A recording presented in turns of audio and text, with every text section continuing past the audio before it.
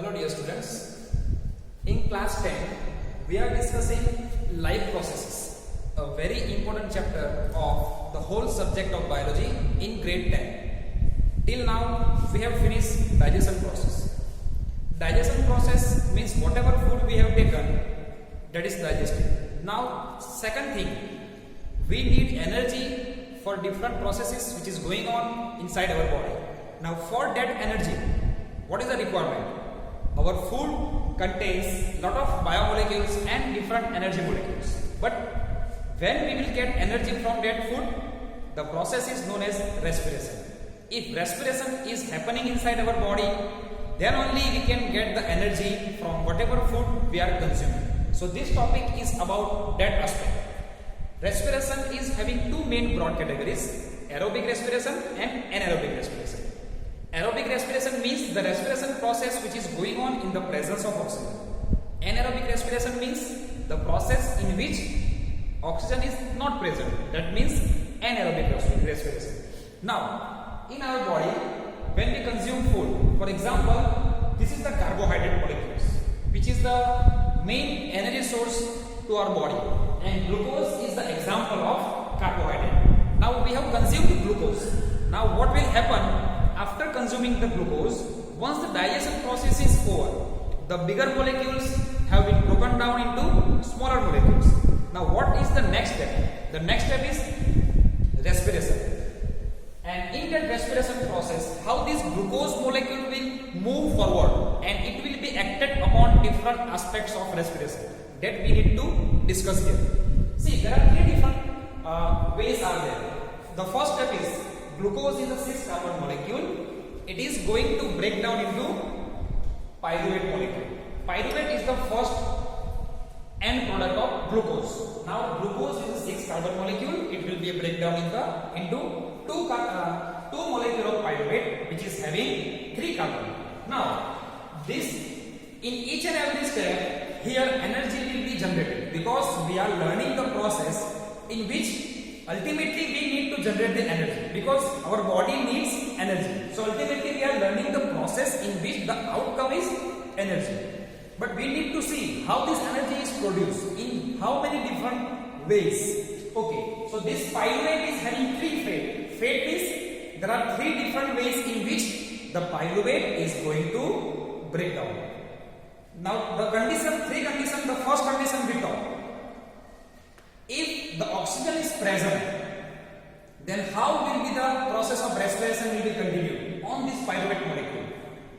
Remember this thing, this particular step, conversion of glucose to pyruvate is happening in cytoplasm, cell cytoplasm. Okay, here. Now this pyruvate will be break down into ethanol, CO2 and energy. Energy is everywhere. See, energy.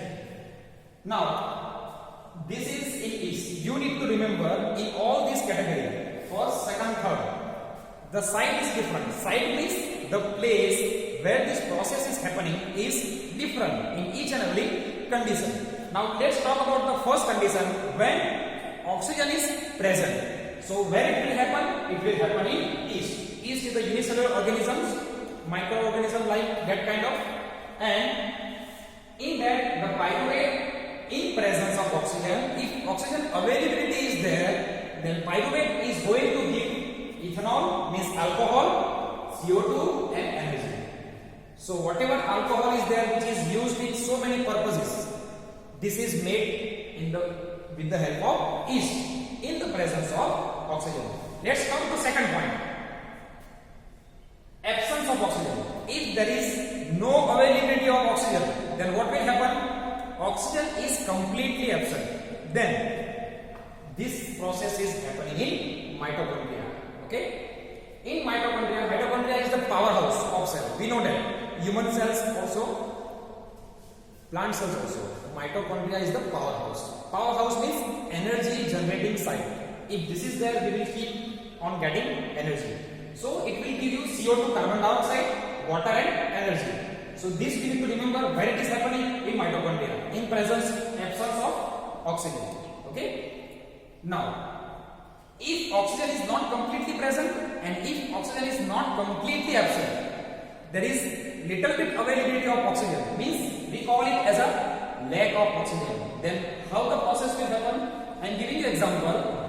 Suppose you are running hard, you are an athlete, you are running hard and your body is continuously using the energy whatever present inside your body.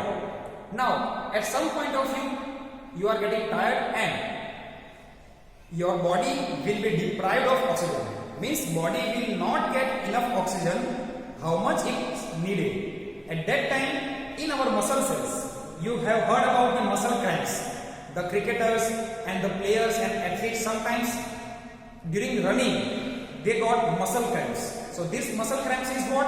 Actually this is in human muscle cells, due to availability, less availability, due to lack of oxygen, partial respiration happens. Partial means incomplete. So incomplete respiration of pyruvate when takes place, it gives you lactic acid energy. So whenever any person get muscle cramps, this is the indication of accumulation of lactic acid in our muscle cell.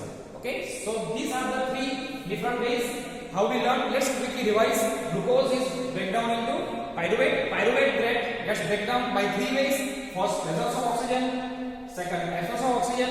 Third, lack of oxygen. Presence of oxygen takes place in yeast, which gives you ethanol, alcohol, CO2 energy. Absence of oxygen takes place in mitochondria, which gives you CO2, water and energy. Third, lack of oxygen takes place in muscle cells, which gives us lactic acid energy. Now the last point to remember is the highest amount of energy which is generated in whenever there is a presence of oxygen. When complete means aerobic respiration when happening, it is going to give maximum amount of energy. So I hope you got clear this topic. We are keeping this topic up to here. We will move on to next topic in our next class. Thank you.